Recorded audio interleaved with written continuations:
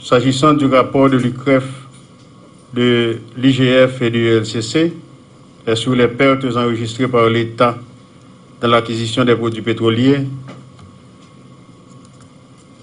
le 22 janvier 2020, à la demande du président de la République, son Excellence Jovenel Moïse, une commission tripartite composée de l'IGF, de l'UCREF et de l'ULCC a été chargée de dresser un rapport devant confirmer les présomptions de bénéfices indus réalisées par les compagnies pétrolières au cours de la dernière décennie. Le 14 août dernier, les commissaires m'ont remis par devant vous, la presse, le rapport commandité par l'exécutif. Ce rapport nous a été acheminé moins de 2 mois après. Il est formel et sans appel. Entre mars 2019 et mai 2020, période correspondant à la période de libération du marché des produits pétroliers, les compagnies pétrolières ont réalisé des bénéfices indus de l'ordre de 94 millions de dollars américains sur un total de plus de 7 millions de gallons de gasoline et de diesel. Ceci s'explique non seulement par le différentiel entre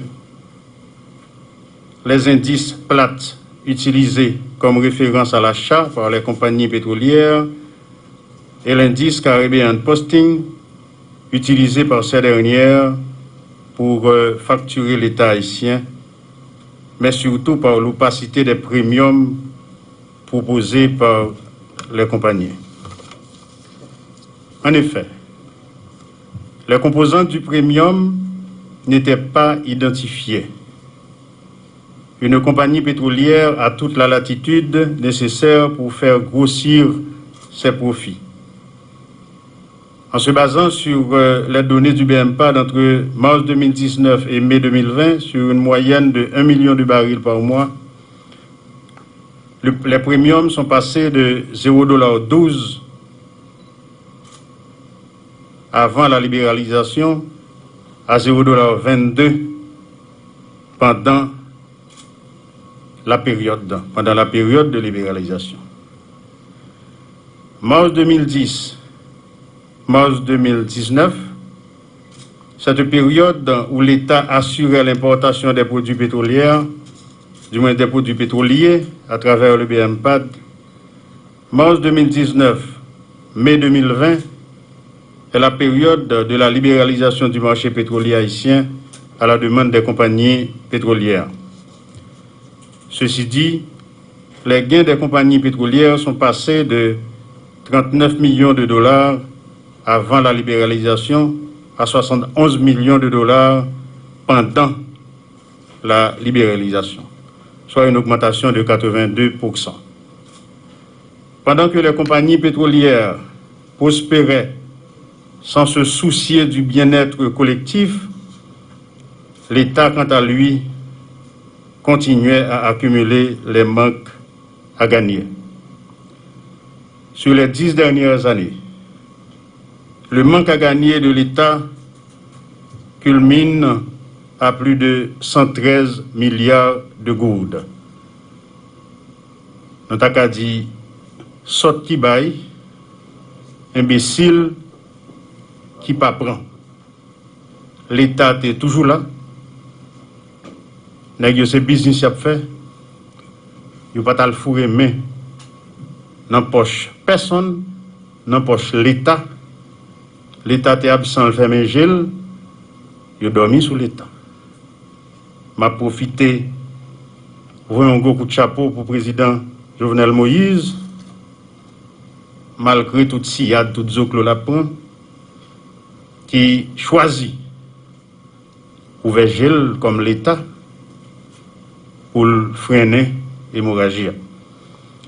Cependant, il importe de souligner que le maximum local sur la période, soit plus de 39 milliards de gourdes, a été atteint au cours de la période de libéralisation entre mars 2019 2019 et mai 2020. Ces 39 milliards de gouttes représentent en moyenne 46 fois les dépenses en agriculture.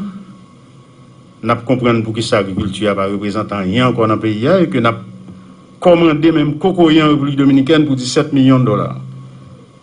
5 fois les dépenses en éducation. Professeurs pas qu'à toucher. Ils pas qu'à augmentation, ils pas qu'à nommer.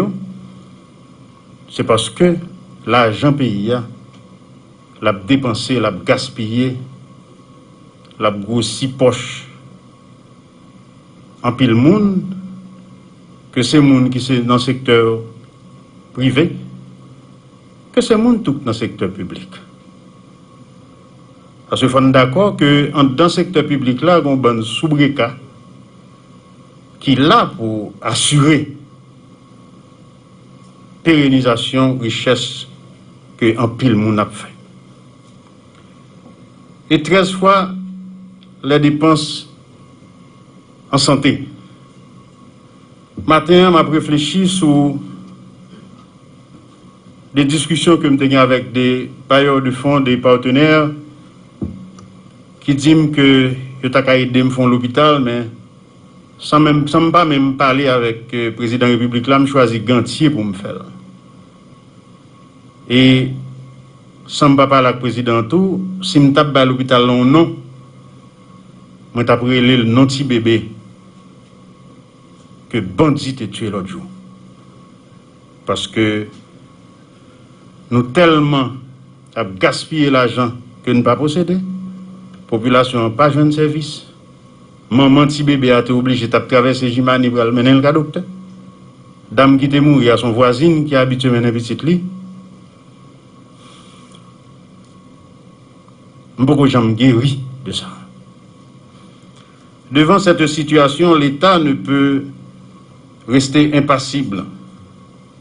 Les distorsions du marché doivent et vont être corrigées sous le leadership du président de la République.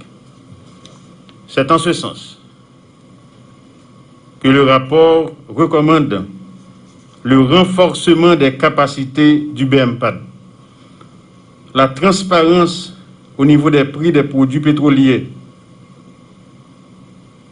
Les prix des produits pétroliers à l'importation doivent être connus de tous.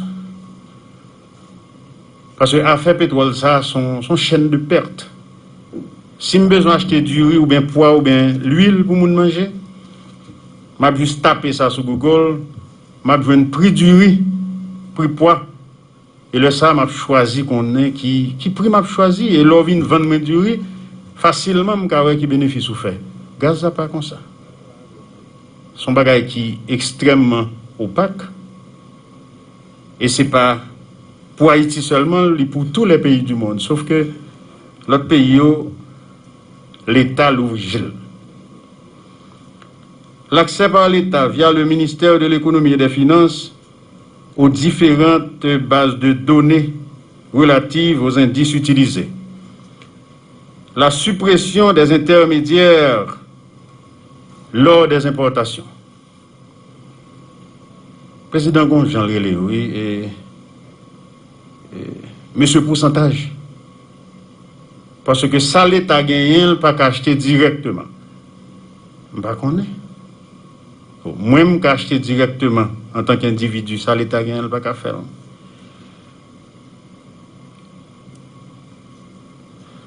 Le commissaire recommande aussi la reprise totale par l'État haïtien du contrôle de l'importation des produits pétroliers, incluant le propane. Moi, quand je monte là, je suis un petit bonbon, je suis plein. Je songe, je suis payé $85, alors 400 et quelques gouttes. Et l'autre jour, là, je passé, il était payé 750 gouttes pour le plein. Même petit bonbon. L'augmentation de la capacité de stockage des produits pétroliers, c'est un produit sensible et stratégique. L'approfondissement de l'enquête sur toute autorités compétentes aux fins de fixer la responsabilité pénale des personnes physiques et morales. Ça, il concerne produits pétroliers. On y a un deuxième point qui concerne les infrastructures sportives construites dans le cadre de Petro-Caribé. Mais avant d'entrer dans ce point, ça m'a salué l'ex-sénateur Ronald Larèche Soutraksa.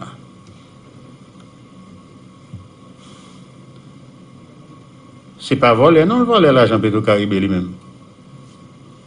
Mais c'est un sénateur qui t'a accompagné, l'homme dans BMPAD, pour te faire mettre main sur un vrai volet l'argent Petro-Caribé. Il est dem enquête là. Il soutenu mal devant Sénat parce que nous avons travaillé dans BMPAD, nous font petit coup. Mais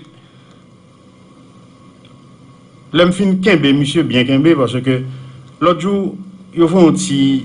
Parce que mal, tout le temps sur les réseaux sociaux, il faut un volet.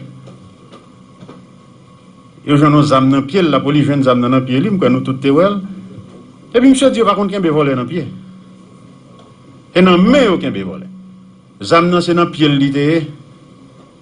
Il n'y a pas de dans le main, ça veut dire qu'il n'est pas responsable. Alors, c'est pour dire que dans quel état que un monde audacieux dans la vie et malheureusement nous chita n'a pas tété n'a caressé mais voler c'est voler moi même moi était kembe ça dans main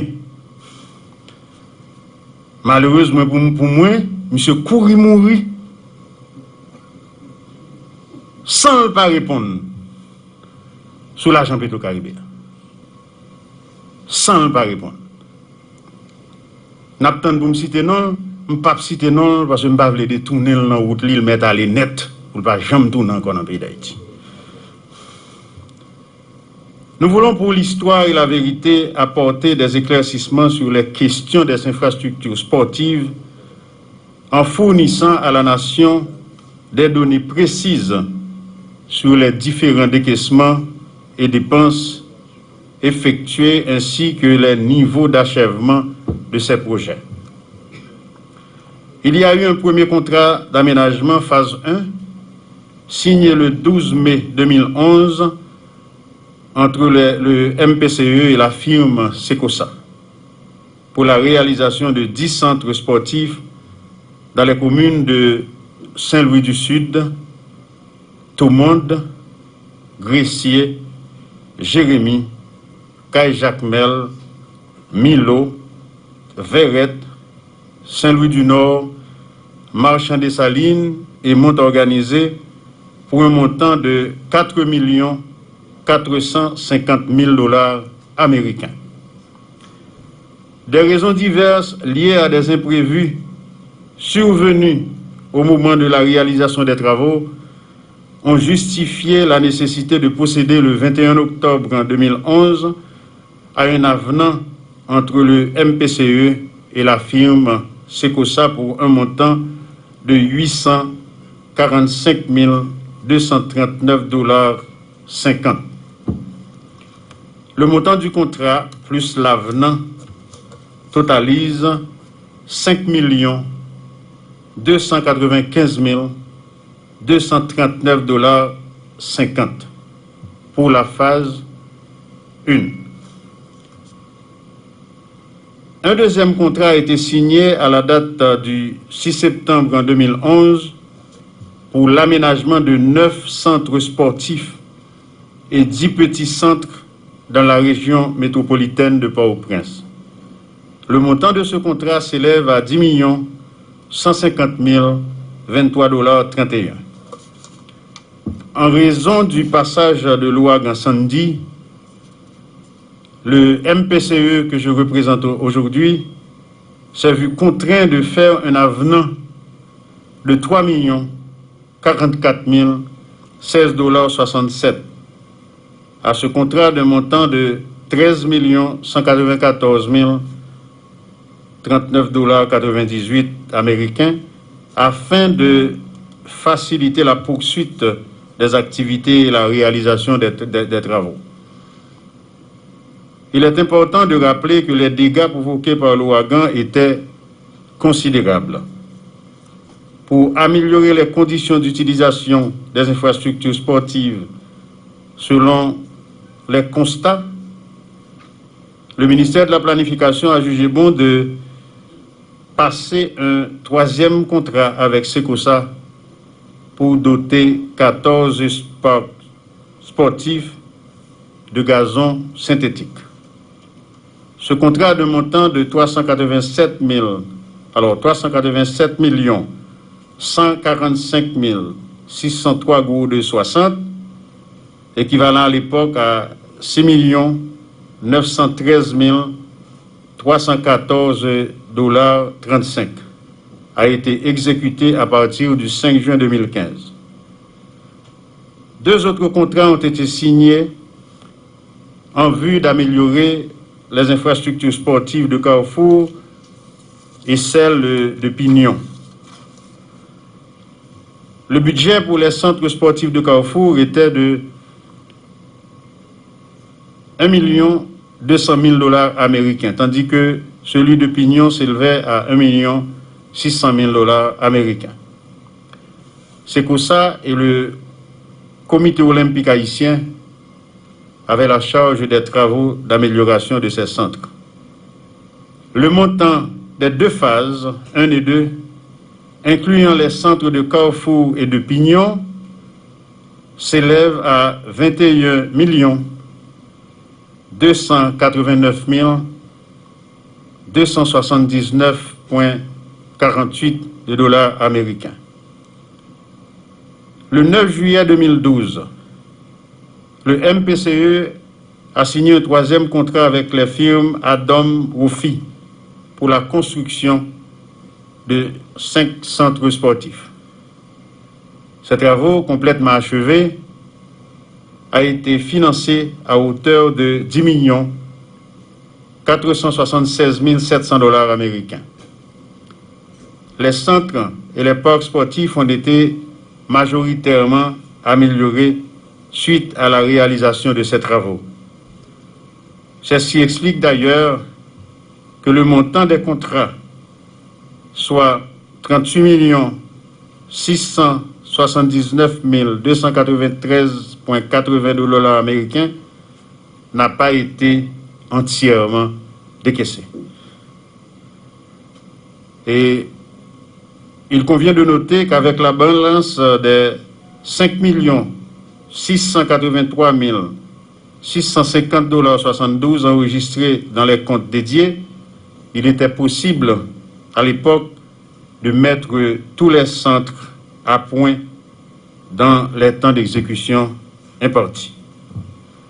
Ceci résume l'essentiel des informations relatives à l'aménagement des infrastructures de sport et le gazonnage synthétique des parcs sportifs financés à partir des fonds Petro-Caribé.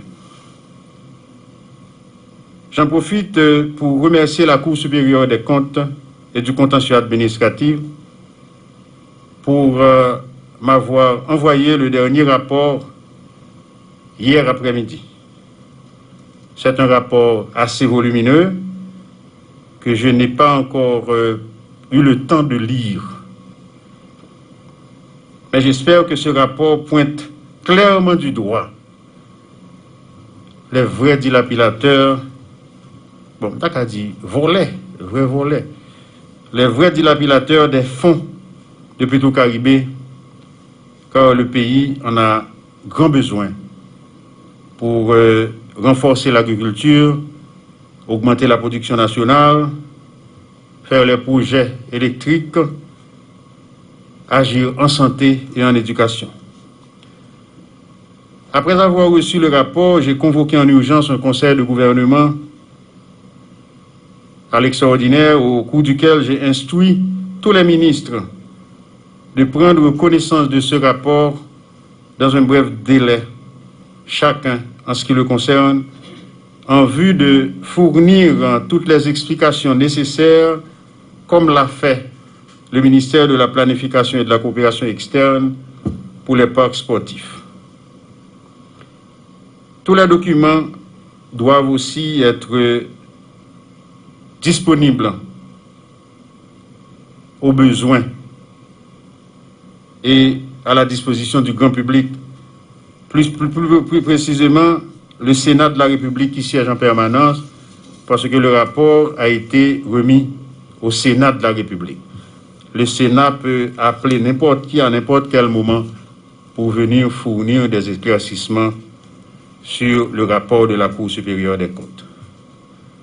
Je terminerai mes propos en remerciant la police nationale pour tous les efforts mis en œuvre dans le cadre de l'opération Terminator qui commence à porter fruit. Et tout le monde unanime a ouais que la police a travaillé. Je prends un gros coup de chapeau à tout policier, toute policière pour travailler à faire. Il y a un bandit en Bacode, il y a un qui a le bois chat. Merci, bon Dieu. Moi-même, bon côté, je travaille pour m'améliorer les conditions de travail policières. Nous demandons des populations pour ne pas s'y tirer bandits, bon côté. Au contraire, il faut nous longer droit sous eux. Voyez des photos à la police. Cacher, faire photo, voyez à la police. Pas si tirer bandits dans l'environnement. Parce que petit nous tout. À tourner bandit parce que dans la vie,